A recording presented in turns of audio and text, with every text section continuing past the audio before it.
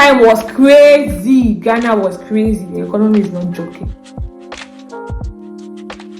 Hello guys, it's me, your girl Sephy, and I'm glad to be back on your screen once again. And today I'm making a sit-down video, which is not something I do often, but I needed to do one today because I'm celebrating my 10 years in Ghana as a foreigner. Yes, 10 years in Ghana. So that means that it should have been in and out, but out of the 365 days of the year or 12 months, I have been here for more than half of like the 12 months or the 365 days actually. So background story before we do our introduction. I came in Ghana in 2013 to come and do a doctor of pharmacy, and I finished in 2019. So for those that don't know, aside YouTube, I'm a pharmacist. That's what I do off camera.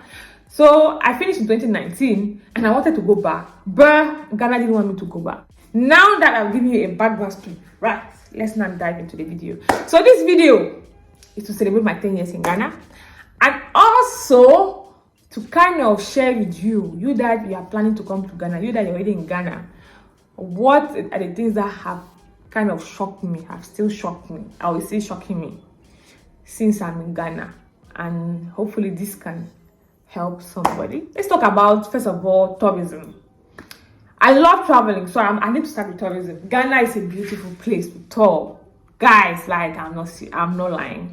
I told you earlier, I've been to all the regions of Ghana, and I'll say indeed Ghana is a beautiful place to tour. It is worth it.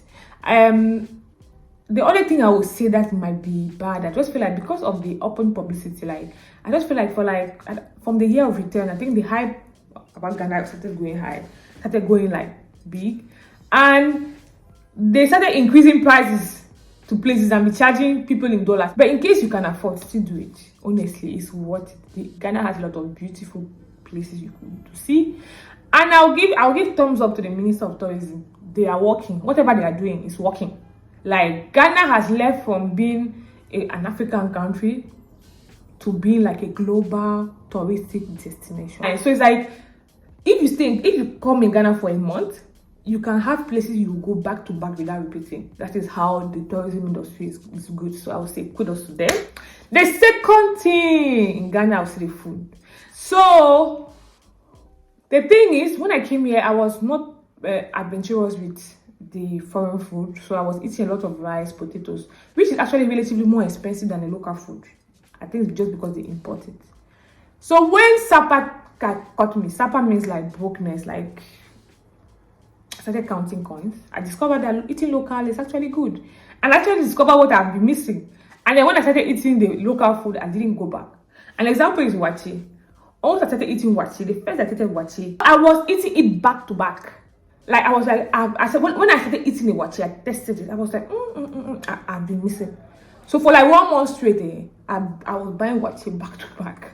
And then, man, local food is nice. As I said, there's fufu, there's wachi, there's 𝗘𝗺, there's kenkey, there's like this thing that I also like, braised rice. Like they boil, I think they boil rice with something. I don't even know what they do. Then they grind raw pepper, they put sardines, sausage.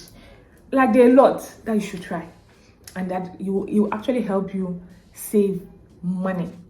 Do you get it? And if possible, if you know you don't want to taste the local food, please buy the raw materials and cook your foreign food at home. Cook the foreign food at home. Don't go and eat in restaurants. The third thing I would say is finances or economy and the economy of Ghana and their fluctuations. Ghana just 2 years before, it's not Ghana now. Things have changed and things keep changing. Prices keep moving. It doesn't move down. It moves up. Like it moves up and upwards. It doesn't go down. The economy is not joking. So there was, I think last year, December, around the same period, that's you could go to a shop and maybe price like cooking oil, 10 cedis, I'm just saying anything, like $1. Then the next morning you come, they'll tell you it's $2. That time was crazy. Ghana was crazy. A lot of things in Ghana move with the dollar. You get it? Because they import a lot. Even though the dollar has come down, their prices have not come down. I don't know if I should say come or come, because Ghanaians say come, but me, I will say come. So just let me know what you think in the comment section of what I'm saying. So I will just say the economy is just crazy. So if you are coming to Ghana to tour, to stay, bring sika. bring money, apporter de l'argent. In case you want to enjoy your stay, don't go broke. For me, as a foreigner, just have some money in dollars somewhere, so that as the economy fluctuates, you can still change it and have it at the current rate, so that you, as they're increasing the price, it doesn't affect you much. So just have some dollars somewhere. Don't change all your money at once. Yeah, the next point, I would say culture. Ghanaians' culture is a little bit different from other culture. The first thing I would say about their culture, they are more reserved. Ghanaians are more reserved. They are not that outspoken. Especially the girls, the way they train them, they are very ladylike. Do you get it? They are not used to like loud, outspoken ladies. Like they look like actually like you're ill-mannered. Overall, Ghana has like a calm, laid-back culture. They believe in talking politely. So even when they will ask you something, they will say, "Please, can you?" They will say, "Can you do it for me, please?" Even when they want to refuse you something, they will say, "No, please. Never, please. You can't do it, please." But they won't say you can't do it. You'll be like, "No, you can't do it, please." What they mean is, don't do it right here. Don't try it. Do you get what I mean? Aside that, the country is divided into different cultural ethnicity. So you have the Ashanti, the Ga. Ashanti are like the Kumasi, and I think they are more popular because they are more popular even outside Ghana because of the Ashanti king, and they have a very popular history in colonization. You know. Then you also have the Accra, they have their own kings and chiefs, and in the north here they also have their own kings and chiefs, with everybody having their own rules and values, you know. But overall, culturally, they are conservative. They are all conservative people. The only thing I would say that is culturally accepted in the north and might be looked weird in other regions is polygamy. Here where I am, it's normal to see a man with one or two, to see a man with 2 wives, 3 wives. Instead, when they see a man with 1 wife, they're like, it's normal. And the ladies don't have a problem. They're actually happy. They're actually like, let him get married to a second wife, like, so that I'll have my peace of mind and be doing my kind of thing. Do you get it? Ghana is relatively secure. I've been here for 10 years. It's true that, don't get me wrong, there have been robbery cases, but it's not common. And when it happens, you see it on TV. That's how not that common it is. Some other countries, them not call him so, because before they come and show me, it happens so common that it's not all. They don't even bring it on TV. There are better things to talk about. Do you get it? So I would say Ghana is relatively secure and it's peaceful. One other point that has kept me surprised throughout the year is the language. In Kumasi, if you don't speak Twi, you will not survive. But if you come to Accra, for example, you go to the market, you can easily survive with English, because some of them speak English. In Kumasi, they are so proud of their culture that they believe Twi should be the like, if you are coming to their country, who are you to tell them that they should speak your English? Who are you? Are you a colonizer? Like, I like the fact that they are proud of their culture. They are proud of them. So if you go to the market, you don't speak Twi, you will not survive. So I myself, I kind of learned how to kind of infiltrate the system. But here in where I am in the north, I was actually very shocked.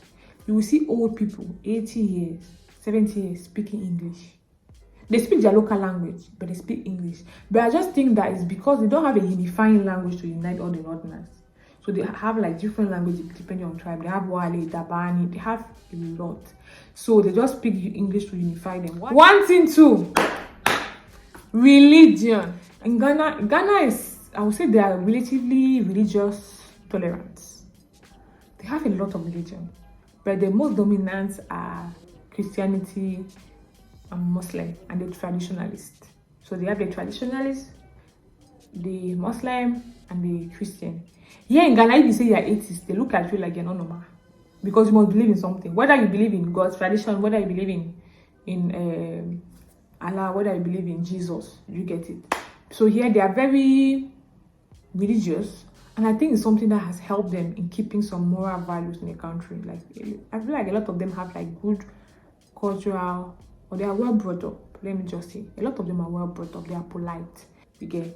But the thing that for me I find it weird, that is for me, my personal opinion, but it doesn't mean that everybody is free, is that when, for example, you are traveling, taking a bus, or maybe in the car, you are traveling to another city, you can see the poster of a pastor on one side, and then on the other side you see a poster of a juju person selling powers, advertising their powers, come for money and put the number. I'm like, Like sometimes you drive and then from the car people when you see a red cloth, you can see that place is a shrine not far from there. And then when you go in front a little bit, you see a church. I'm just like, wow, like Ghana, you guys are tolerant too. All these people tolerate themselves. My 8th point, I would say, is entrepreneurship. Yeah, entrepreneurship. I would say in Ghana, if you want to come and invest in Ghana, before I would say you should 2 years ago or 3 years ago, I would say you should come and invest in Ghana. There are a lot of opportunities. But right now, with the inflation that has been happening, I would say be careful. Be honestly careful. Because people right now are focused on buying things that they need. That is housing, healthcare, food, water, and not much about things that will make them look good, because things are already crazy enough. So in case you want to come and invest into something, invest in something that you feel like you cannot get wrong. People will always need it in Ghana.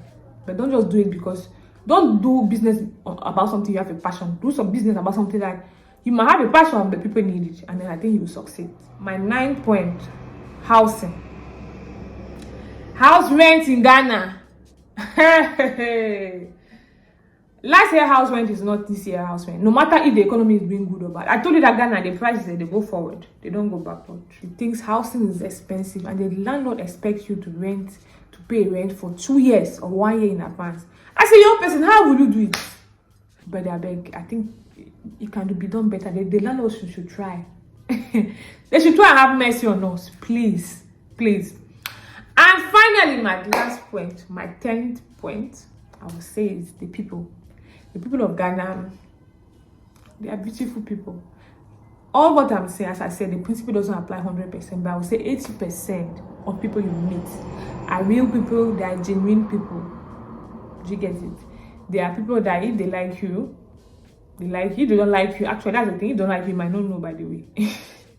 Because, as I said, they are not confrontational. And they take being confrontational as being rude. But you might not know, but still they'll treat you well. They'll welcome you. So throughout my 10 years, I've met a lot of wonderful people. People that have helped me survive and enjoy the country. And I'm grateful for that. So overall, I think I need to end this video. I've spoken for a while now. I would say Ghana has been good. Ghana has been wonderful. And it has been my 10 years. And I would say thank you, Ghana. Thank you to the people of Ghana. Thank you to my foreigner friends I've met here.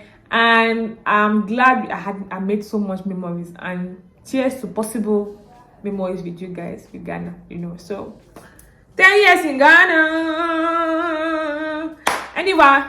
Anyway, guys, please, in case you haven't subscribed, I see a lot of people watch my video, but they don't subscribe. Why now? Please subscribe. Anyways, see you next time. Bye.